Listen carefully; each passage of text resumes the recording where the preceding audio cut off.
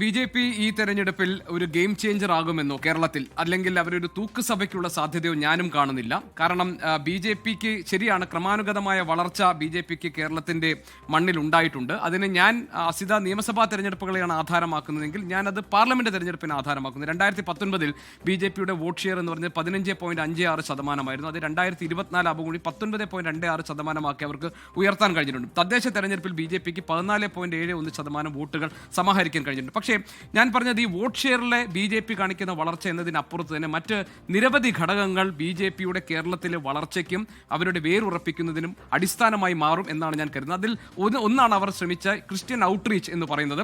അത് നമുക്കറിയാം, FCRA നിയമ ഭേദഗതിയുമായി ബന്ധപ്പെട്ട അവസാന നിമിഷങ്ങളിൽ ഉണ്ടായ തർക്കങ്ങളും വിവാദങ്ങളും അവരുടെ പല ജയസാധ്യത കൽപ്പിക്കപ്പെട്ട പല മണ്ഡലങ്ങളിലും അവർക്ക് തിരിച്ചടിയായി എന്നത് ഒന്നാമത്തെ കാര്യം.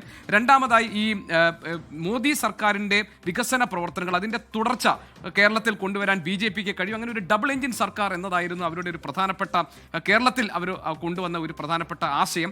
അത് കേരളത്തിൽ ആ അർത്ഥത്തിൽ സ്വീകരിക്കപ്പെടുന്നില്ല. കാരണം വികസന ക്ഷേമ പ്രവർത്തനങ്ങൾ എന്ന അതേ വാഗ്ദാനങ്ങൾ മുന്നോട്ട് വെച്ച് തന്നെയാണ് കേരളത്തിലെ രണ്ട് മുന്നണികളെയും ജനങ്ങളെ സമീപിച്ചിട്ടുള്ളത്. ഇനി മൂന്നാമതൊരു ഘടകം ശബരിമലയായിരുന്നു. 2019 അത് അനുകൂലമായി മാറിയത് 2019 ലോക്സഭാ തെരഞ്ഞെടുപ്പിൽ UDFനാണ്, കോൺഗ്രസിനാണ് കൂടുതൽ അനുകൂലമായി മാറിയത്. 2024 സമാനമായ രീതിയിൽ മറ്റൊരു തരത്തിൽ ശബരിമല സ്വർണ്ണക്കൊള്ള എന്നത് ഇപ്പോൾ ഈ ഘട്ടത്തിൽ അത് നമ്മുടെ മുന്നിൽ നിൽക്കുന്നു.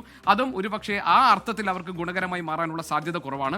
പക്ഷേ രാജീവ് ചന്ദ്രശേഖർ തുടക്കം മുതൽ, അതിപ്പോൾ എക്സിറ്റ് പോൾ ഫലങ്ങൾ വന്നു തുടങ്ങിയതിന് ശേഷം മുതൽ അതിന് മുൻപ് തന്നെ അദ്ദേഹം പറയുന്നത് കേരളത്തിൽ ഒരു വലിയ രാഷ്ട്രീയ സംസ്കാരത്തിൽ വലിയ മാറ്റം ഉണ്ടാകാൻ പോകുന്നു. BJP ഇത്തവണ ഗെയിം ചേഞ്ചറായി മാറും, തൂക്കസഭയ്ക്ക് സാധ്യതയുണ്ട്, ഞങ്ങളായിരിക്കും കാര്യങ്ങൾ നിശ്ചയിക്കുക എന്നതാണ്. അതിന് അദ്ദേഹത്തിന് ആത്മവിശ്വാസം നൽകുന്ന ചില, ഇപ്പോൾ ടുഡേസ് ചാണക്യ പോലെയുള്ള എക്സിറ്റ് പോളുകൾ പറയുന്നത് BJPക്ക് 14 സീറ്റ് വരെ കേരളത്തിൽ കിട്ടാൻ സാധ്യതയുണ്ട് എന്നതാണ്. ആ കണക്കുകൾ ശരിയാകും എന്ന് ഞാൻ കരുതുന്നില്ല. ഞാൻ പ്രതീക്ഷിക്കുന്നത് BJPക്ക് 0 മുതൽ 2 സീറ്റുകൾ വരെയാണ്. ആ 2 സീറ്റുകൾ എനിക്ക് തോന്നുന്നത് നിയമമോ കഴക്കൂട്ടമാണ് BJPക്ക് കിട്ടാൻ, NDAക്ക് കിട്ടാൻ സാധ്യതയുള്ളതാണ് എൻ്റെ വിലയിരുത്തൽ. അല്ലെങ്കിൽ ഏറ്റവും 1 സീറ്റും BJPക്ക് കിട്ടില്ല എന്നതാണ്. അതുകൊണ്ട് BJP രാഷ്ട്രീയമായി വളർച്ച ഉണ്ടാക്കുന്നുണ്ട് എന്ന് പറയുമ്പോൾ തന്നെ കേരളത്തിൽ BJP ഏതെങ്കിലും സീറ്റുകളുടെ എണ്ണം വർദ്ധിപ്പിക്കാനോ അല്ലെങ്കിൽ അധികാരത്തിൽ ആകാനോ ഉള്ള സാധ്യത ഞാൻ നിലവിൽ ഇപ്പോൾ കാണുന്നില്ല.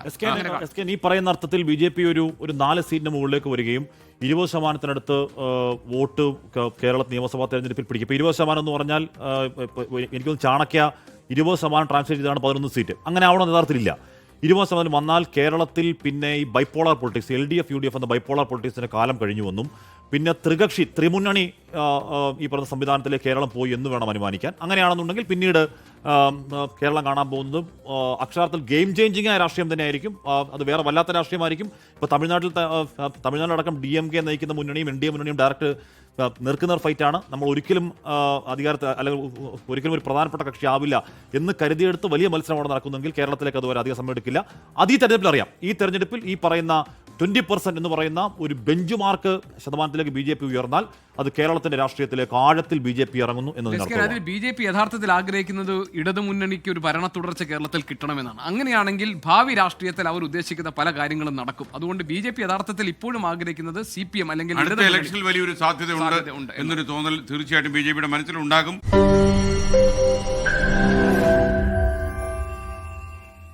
ലോകത്തെവിടെയായാലും ഏത് സമയത്തും 24 വാർത്തകളും ഓഗ്മെന്റഡ് റിയാലിറ്റി പാക്കേജുകളും എക്സ്പ്ലെയിനറുകളും വിശദമായി കാണാൻ ഞങ്ങളുടെ YouTube ചാനൽ നിങ്ങൾക്ക് സബ്സ്ക്രൈബ് ചെയ്യാം.